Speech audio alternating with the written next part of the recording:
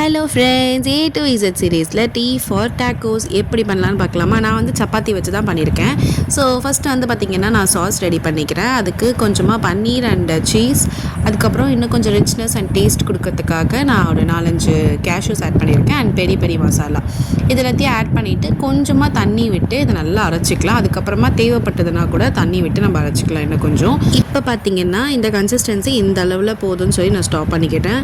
இப்போ கொஞ்சமாக பேனில் வந்து நம்ம பட்டர் ஆட் பண்ணிவிட்டு நமக்கு தேவையான வெஜிடபிள்ஸ் எடுத்துக்கலாம். நான் வந்து கேப்சிகம், டொமேட்டோ, ஆனியன் எடுத்துக்கிறேன் அண்ட் அடிஷ்னலாக நான் பன்னீர் ஆட் பண்ணியிருக்கேன். ஸோ நீங்கள் வந்து அதுக்கு பதிலாக மஷ்ரூம்ஸ் இல்லை கார்ன் இந்த மாதிரி எது பிடிக்குமோ அதை ஆட் பண்ணிக்கலாம். கொஞ்சமாக சால்ட் ஆட் பண்ணிவிட்டு pepper, herbs and chilli flakes இது எல்லாத்தையும் சேர்த்துட்டு நல்லா இதை மிக்ஸ் பண்ணி விட்டுக்கலாம். நீங்கள் வேணும்னா அதை டேரெக்டாக கூட அந்த சாஸில் ஆட் பண்ணி மிக்ஸ் பண்ணிக்கலாம். ஸோ எனக்கு வந்து லைட்டாக இந்த மாதிரி சாட்டே பண்ணிவிட்டு அதை ஆட் பண்ணிக்கிட்டால் ரொம்பவே பிடிக்கும். ஸோ இந்த மாதிரி நீங்கள் ஒன்ஸ் ட்ரை பண்ணி பாருங்கள், சூப்பராக இருக்கும். அவ்வளோதான். இந்த சாஸ் சைடில் விட்டு நல்லா மிக்ஸ் பண்ணி அதை எடுத்து வச்சுக்கலாம்.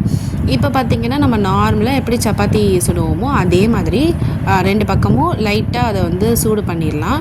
அதுக்கப்புறமா ஒரு பக்கத்தில் வந்து இந்த மாதிரி ஃபுல்லாக ஃபில் பண்ணிவிட்டு இந்த மாதிரி ஃபோல்ட் பண்ணிவிட்டு 2 சைட்லேயுமே வந்து லைட்டாக பட்டர் அப்ளை பண்ணி இந்த மாதிரி ஒரு 2 டைம்ஸ் கிட்ட நம்ம திருப்பி போட்டு எடுத்தாலே போதும். நல்லா கிறிஸ்பியாக சூப்பராக ரெடி ஆகிடுச்சு. ஸோ இந்த மாதிரி நீங்கள் செஞ்சு பாருங்கள். உங்கள் வீட்டில் இருக்கிறவங்க எல்லாருமே இதை கண்டிப்பாக விரும்பி சாப்பிடுவாங்க. நீங்கள் வந்து லஞ்ச் பாக்ஸ் ரெசிபியாக கூட இதை கொடுக்கலாம். கண்டிப்பாக உங்கள் வீட்டில் இருக்க சின்ன பசங்களாக இருந்தாலும் சரி, பெரியவங்களாக இருந்தாலும் சரி, அந்த லஞ்ச் பாக்ஸை வந்து க்ளீன் பண்ணி கொண்டு வருவாங்க. அந்த அளவுக்கு டேஸ்ட்டாக ஃப்ளேவர்ஃபுல்லாக சூப்பராகவே இருக்கும்.